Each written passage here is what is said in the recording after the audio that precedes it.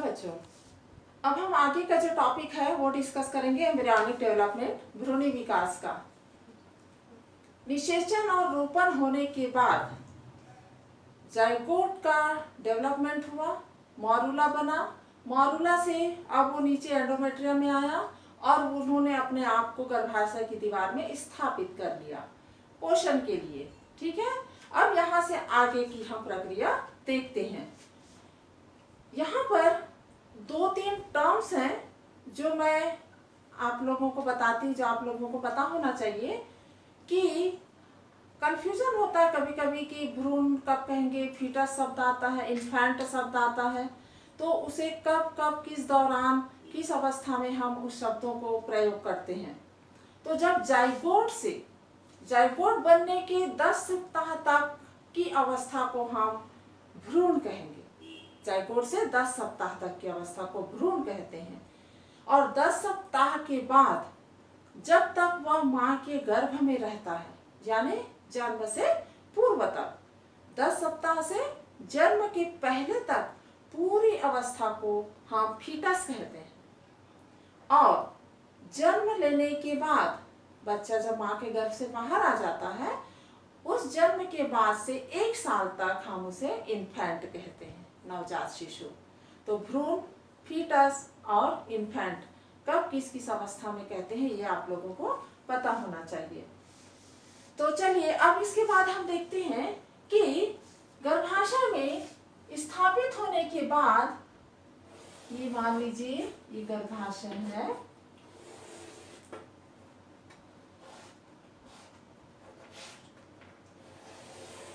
गर्भाशय में हमने देखा था कि किस प्रकार से एक जो भ्रूण होता है उसका विकास होगा। ये गर्भाशय में यहाँ पर हम क्यों बना रहे हैं, क्योंकि आपको याद होगा कि वहाँ विभाजन के बाद मॉरूला में 2 स्तर बन गया था, ट्रोफोब्लास्ट यानी आउटर सेल मास और बीच में कोशिकाओं का समूह, है ना। ये क्या था, ट्रोफोब्लास्ट आउटर सेल मास, और ये था इनर सेल मास, और ये ब्लास्टोसील, ठीक है ना, ये ब्लास्टोसील, ट्रोफोब्लास्ट और ये आईसीएम।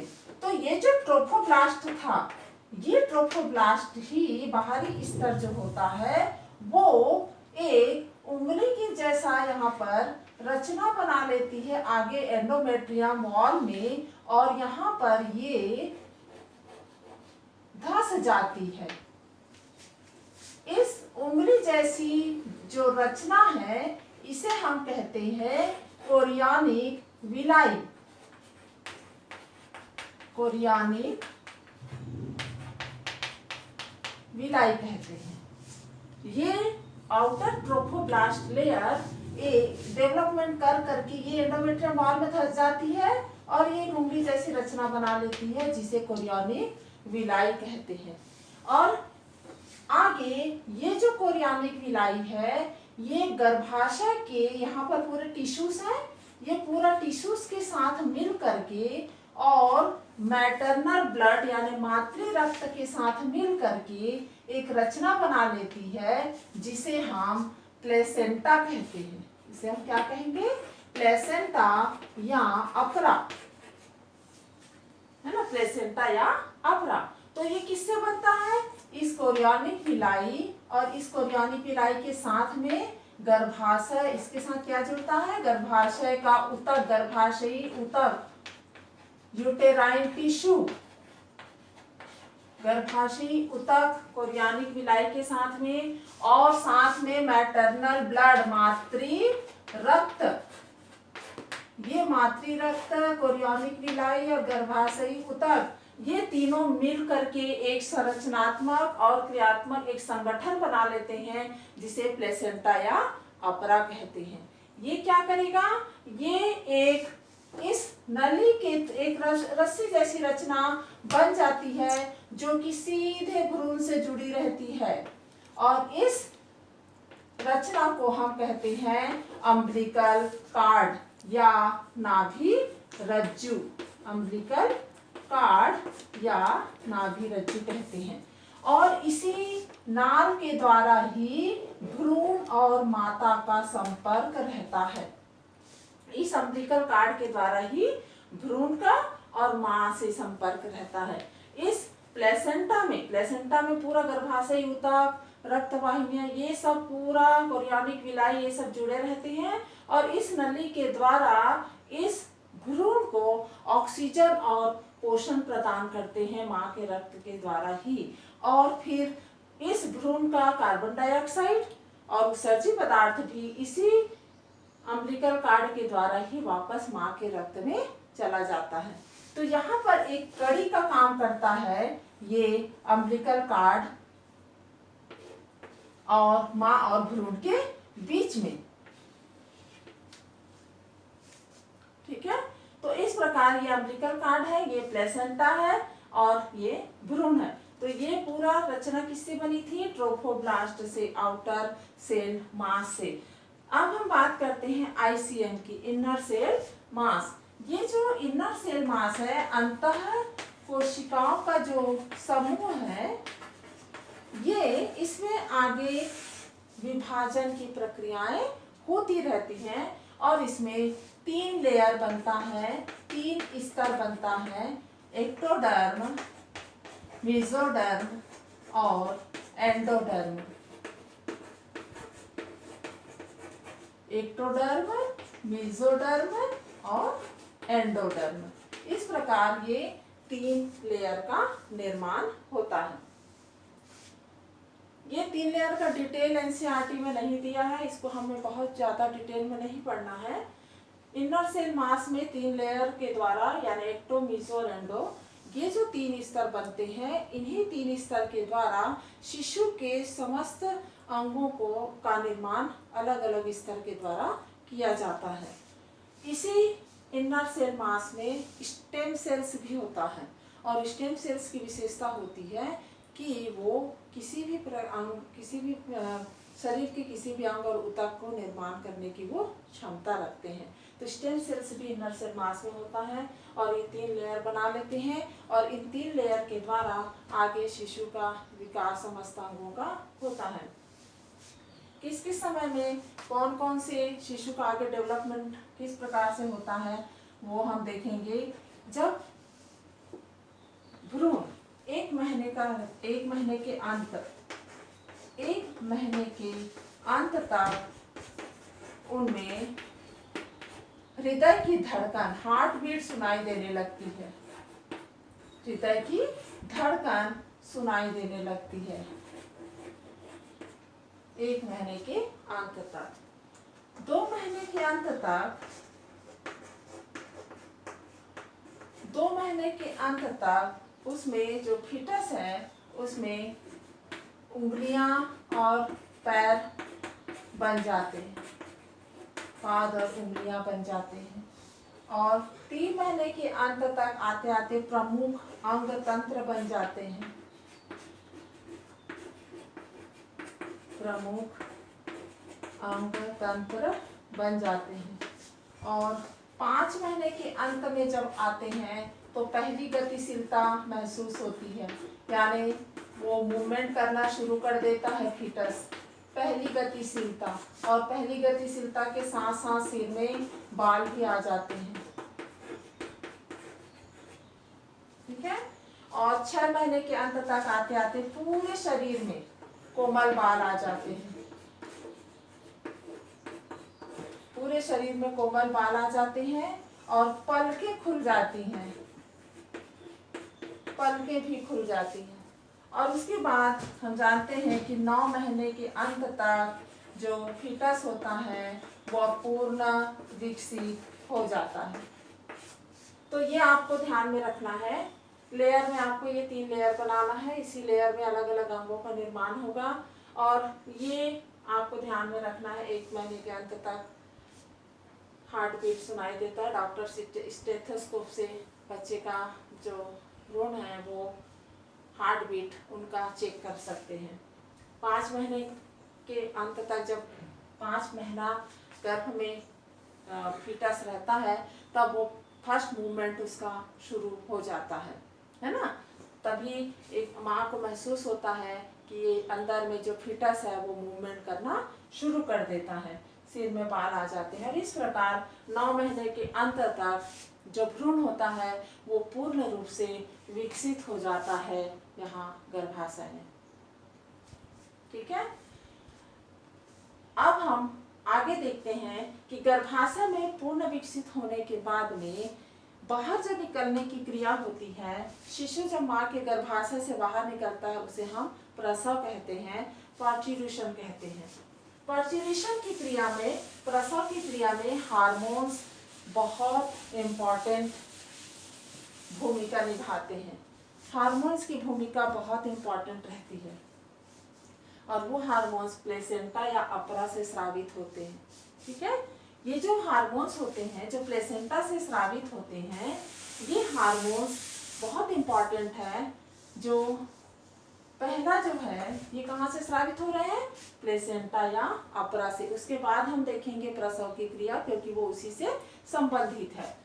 पहला जो हार्मोन है वो है human chorionic gonadotropin, HCG, human chorionic gonadotropin, HCG।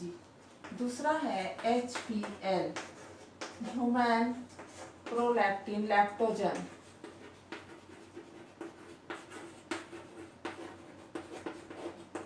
Human prolactin lactogen. इसके अलावा भी अब प्लेसेंटा से oestrogen, progesterone, cortisol, thyroxine, relaxin, ये सब हार्मोन स्रावित होने लगते हैं। अब आइए हम थोड़ा सा बात करें, ये जो HCG है, ह्यूमन कोरियोनिक गोनेडोट्रोपिन, ये कार्पस ल्यूटियम को मेंटेन करने का भी काम करता है। आपको याद है कार्पस ल्यूटियम, जब ग्रेफियन फॉलिकल से अंडाणु बाहर निकलता है उसके बाद फॉलिकल कार्पस ल्यूटियम बनाता है, और कार्पस ल्यूटियम एक बहुत ही इंपॉर्टेंट हार्मोन स्रावित करता है, progesterone.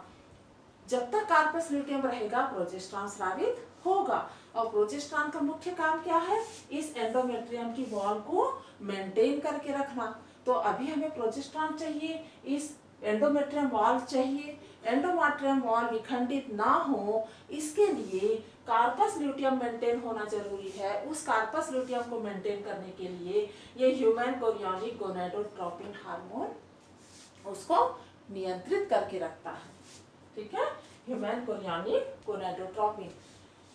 HPL, human prolactin lactogen, यहाँ पर ये प्रोलैक्टिन, हाँ इस हार्मोन्स में एक प्रोलैक्टिन हार्मोन भी नाम ले रहे हैं, स्रावित होता है। प्रोलैक्टिन हार्मोन जो होता है वो दुग्ध स्रावन के लिए जिम्मेदार हार्मोन है। ये दुग्ध स्रावन, दुग्ध मिल्क प्रोडक्शन को प्रेरित करता है प्रोलैक्टिन हार्मोन। तो माँ के गर्भ में जब शिशु रहता है तो मैमेरी ग्लैंड्स में भी चेंजेस आते हैं और साथ साथ ये प्रोलैक्टिन हार्मोन्स भी बनते हैं। फिर उसी के साथ बाद में कुछ समय तक कार्पस ल्यूटियम को मेंटेन करके रखा जाता है ताकि वो प्रोजेस्टेरॉन स्रावित करते रहे और ये गर्भाशय की दीवार मेंटेन रहे। लेकिन कुछ समय के बाद प्लेसेंटा खुद अपना एस्ट्रोजन, प्रोजेस्टेरॉन, है ना, कार्टिसोल, थायरॉक्सिन, ये सब हार्मोन स्रावित करने लगता है। यानी जब सगर्भता की स्थिति रहती है, प्रेगनेंसी की स्थिति रहती है एक माँ के शरीर में, उस दौरान ये सारे हार्मोन्स का लेवल, कॉन्सेंट्रेशन बहुत अधिक ज्यादा रहना चाहिए और रहता भी है। और इसी हार्मोन्स की लेवल की वजह से ही ये पूरा प्रेगनेंसी इस गर्भाशय में सुरक्षित स्थिति में रहती है। यानी ये जो फीटस रहता है अंदर में वो पूरा सुरक्षित मेंटेन रूप से रहता है इस हार्मोन्स की वजह से। ये पूरा हार्मोन्स जो रहता है वो उस प्रेगनेंसी को संभाल के रखता है। ठीक है, तो ये सारी चीजें होती है। अब यहाँ पर ये मेंटेन करके रखा हुआ है। जब शिशु पूर्ण विकसित हो जाए। अब हम प्रसव की बात करते हैं, पार्चुरेशन की बात करते हैं। जब शिशु पूर्ण विकसित हो गया, 9 महीने का कंप्लीट हो जाने के बाद में अपरा से कार्टिसोल हार्मोन जो होता है वो प्रेरित करता है और ऑक्सीटोसिन हार्मोन स्रावित होता है। ऑक्सीटोसिन,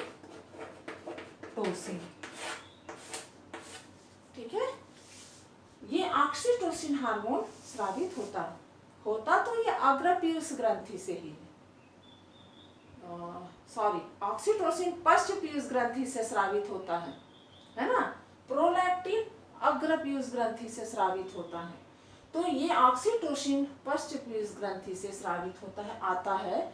इसके डिटेल में जाएंगे तो और भी बहुत डिटेल है। जब हम हार्मोन्स की बात करते हैं तो ऑक्सीटोसिन एक्चुअल में हाइपोथैलेमस से ही स्रावित होता है। पश्च पीयूष ग्रंथि में वो स्टोर संग्रहित रहता है और पश्च पीयूष ग्रंथि फिर उसे रिलीज करता है ऑक्सीटोसिन को। कब रिलीज करता है?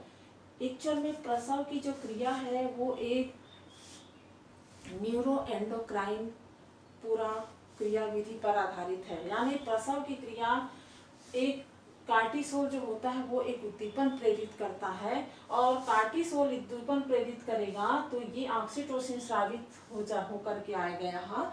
और ये ऑक्सीटोसिन जो हार्मोन है, ये ऑक्सीटोसिन हार्मोन गर्भाशय की दीवार को संकुचन के लिए प्रेरित करेगा, उसको कॉन्ट्रैक्शन के लिए प्रेरित करता है। और कौन सी दीवार को? आपको पता है, इस दीवार में ये एंडोमेट्रियम रहता है, फिर बीच को मायोमेट्रियम कहते हैं और इसको पेरीमेट्रियम कहते हैं। पेरी, मायो और एंडोमेट्रियम। ये जो ऑक्सीटोसिन हार्मोन है वो गर्भाशय की संकुचन को प्रेरित करता है, यानी और कौन सी दीवार को? मायोमेट्रियम को। इसीलिए प्रसव के समय एक माँ को बहुत पीड़ा होती है, इतनी अधिक पीड़ा होती है ये बहुत कि वो कहा जाता है कि 200 हड्डियों के टूटने के बराबर दर्द होता है। तो ये जो मायोमेट्रियम की जो दीवार है वो मायोमेट्रियम की दीवार में संकुचन होता है और इस संकुचन को प्रेरित करता है ऑक्सीटोसिन हार्मोन। और ये ऑक्सीटोसिन हार्मोन के प्रेरण से, संकुचन से ये जो शिशु होता है, ये प्लेसेंटा के साथ में, ये अम्बिलिकल कार्ड के साथ में ये शिशु जो होता है वो माँ के शरीर से बाहर आता है और ये पूरा अम्बिलिकल कार्ड और प्लेसेंटा भी बाहर आता है। तो यहाँ पर आपको ध्यान में रखना है कि ऑक्सीटोसिन हार्मोन का काम है गर्भाशय को संकुचन प्रदान करना, यानी गर्भाशय को संकुचन के लिए प्रेरित करना प्रसव क्रिया के दौरान। और रिलैक्सिन क्या करता है? रिलैक्सिन हार्मोन जो होता है, ये रिलैक्सिन हार्मोन केवल सगर्भता की स्थिति में ही स्रावित होता है माता के शरीर में। और ये हमको पता है पेल्विक गर्डल के स्नायु को ढीला करता है, लचीला करता है, ताकि शिशु आसानी से माँ के शरीर से बाहर आ जाए। तो इस प्रकार ये सारे हार्मोन्स जो होते हैं वो इस पूरे प्रेगनेंसी को पूरा मेंटेन करके रखते हैं। कभी कभी आप जानते हैं कि प्रसव की क्रिया संपन्न कराने के लिए इंजेक्शंस भी दिया जाता है डॉक्टरों के द्वारा। तो जाहिर सी बात है वो इंजेक्शंस गर्भाशय के संकुचन को प्रेरित करने वाले हार्मोन्स को ही दिया जाता है ताकि प्रसव की क्रिया आसानी से हो सके। कभी कभी हम सुनते हैं कि प्री मैच्योर बेबी डिलीवर हुआ है या 9 महीने से पहले ही 7 महीने तक, हालांकि 7 महीने तक शिशु पूर्ण रूप से बन जाता है, लेकिन वो थोड़ा सा और विकास, उसका शरीर का भरना, मसल्स, ये सब 8-9 महीने तक चलता है। तो जब हम कहते हैं 7वें महीने में बच्चा प्री डिलीवरी हुआ, थोड़ा सा कमजोर है, तो वो विकसित रहता है, लेकिन उस 7 में प्री डिलीवरी किस कंडीशन में हो जाता है?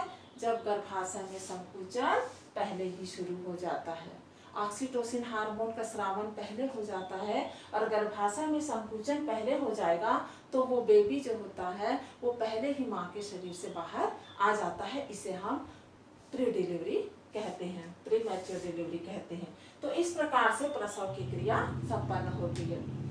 उसी प्रकार दुग्ध स्रवण में लैक्टेशन के समय में गर्भता की स्थिति में ही आप देख रहे हैं प्रोलैक्टिन जो होता है ये हार्मोन से स्रावित होता है।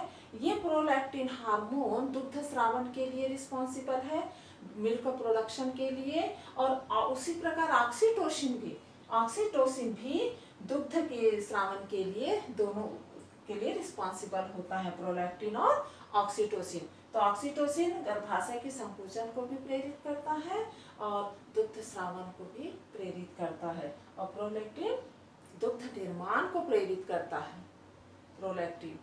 तो इस प्रकार ये हार्मोन्स के बारे में, ये हार्मोन कहाँ से स्रावित हो रहा है, प्लेसेंटा से या अपरा से।